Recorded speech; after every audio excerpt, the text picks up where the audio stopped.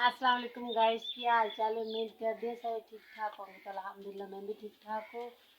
तो शाला क्या है फिर शैल है खा चल अंदर चल खा भी है अंदर नहीं चलती है। चलो अस्सलाम वालेकुम प्यारे दोस्तों, क्या हाल चाल है। उम्मीद करना हो सो खैर वैफियत नाल ते अल्हम्दुलिल्लाह मैं भी ठीक ठाक हाँ, मेरे बाल भी बिल्कुल ठीक ठाक हैं। ठीक है, तो मैं हुण आया दुकान तो वाली कुछ दोपहर की रोटी का इंतज़ाम मतलब कि पकौड़े शकोड़े लाया रोटी खासो। ठीक है, तो बेगम साहब और शायद अंदर सुते हुए तो मैं हाली बाहर खलोता तो मेरे पोत्र भी बाहर खेड़ते वदे न। अच्छा तुसा केह् करदे वदे ने?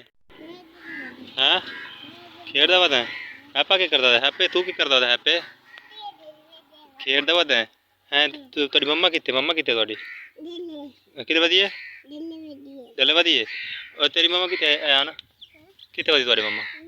हाँ घरे वदी। चलो आओ चल चलिए तुहाडी मम्मा अल चलिए आ जाओ। चलो चलो चलो अग्गो को लगो मेरे पुत्र शाह लगे मैं तुहाडे आस्ते वेखो शाह ये वेखो शाह अल पद शाह पद काबू करते सट्टे ना। ठीक है ना बुआ ला वाह हाँ बुआ ला वाह। तेरी मम्मा क्या करती वदी करे कल्ले जानी बुआ खड़का।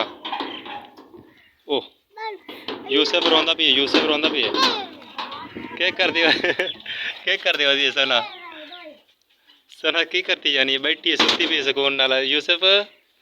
यूसुफ खान मेरे पुत्र सुता वदा है रुक जा ओए मेरे पुत्र यूसुफ खान सुता भी आई केदा वदा मेरे पुत्र यूसुफ वदा है ओए केदा वदा मैं गया मैं आखा मेरी सवाणी घरे बैठी उसी धुप बला धुप च बैठी है तू छावे कि नहीं बावे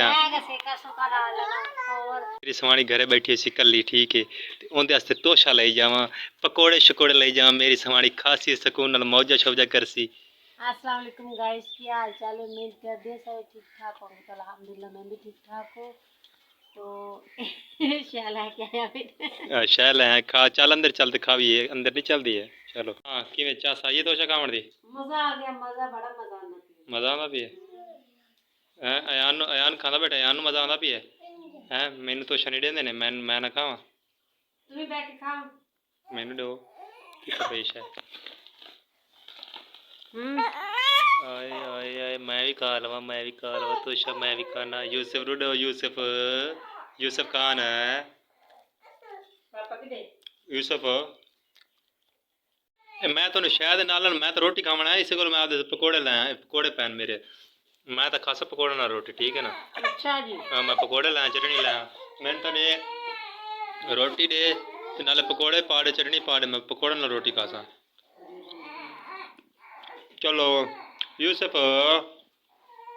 मैं तो हुण खांदा पिया पकौड़े नाल रोटी। ठीक है, ये मैं आदे आस्ते पकौड़े लाया ते ये मेरी चटनी पई ते ये मेरी रोटी पई हुण मैं रोटी खांदा पिया पकौड़े नाल। ठीक है, ते मेरी बेगम साहब और तो तोशे दे बंबे कड्डी बैठे नहीं ना तो तो तोशा चास कराई खड़े मिठा है ना मज़ेदार है ना।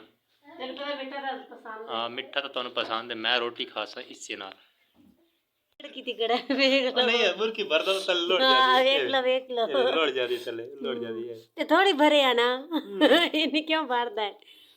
ए तुसी दोवें भरावां ने तोशा ही खादा है एवें रोटी नहीं खांदे जे देवां। अच्छा जी मेरे पुत्त रोटी खान लगे ने हुण असीं 1 सेकंड गाइस मैं तो रोटी खा लई है ते हुण हुण सना लत्ती बैठी है रोटी ते मैं हुण रज गया बिल्कुल भी। हाँ हुण मेरा पुत्र बैठा है गल्ला करदा बैठा है गल्ला बेवतन तो शरीर तेरे खाली बैठा है रे यूसुफ खान बैठा है। अच्छा है भाई रोटी खाना बैठा है वाह क्या बात है पता नहीं गति बैठा है हैं मज़ा आंदा भी रोटी खाने पकौड़ा नाल है अयान और मजा नहीं आंदा पिया तेन चास आंदी पई रोटी ने इन्हू चास नहीं आंदी पई ना मर्च तेज है मरचा तेज हैं तां करते हो कहंदे हैं तुस पता अन्न पाई बैठे ने अन्न हैं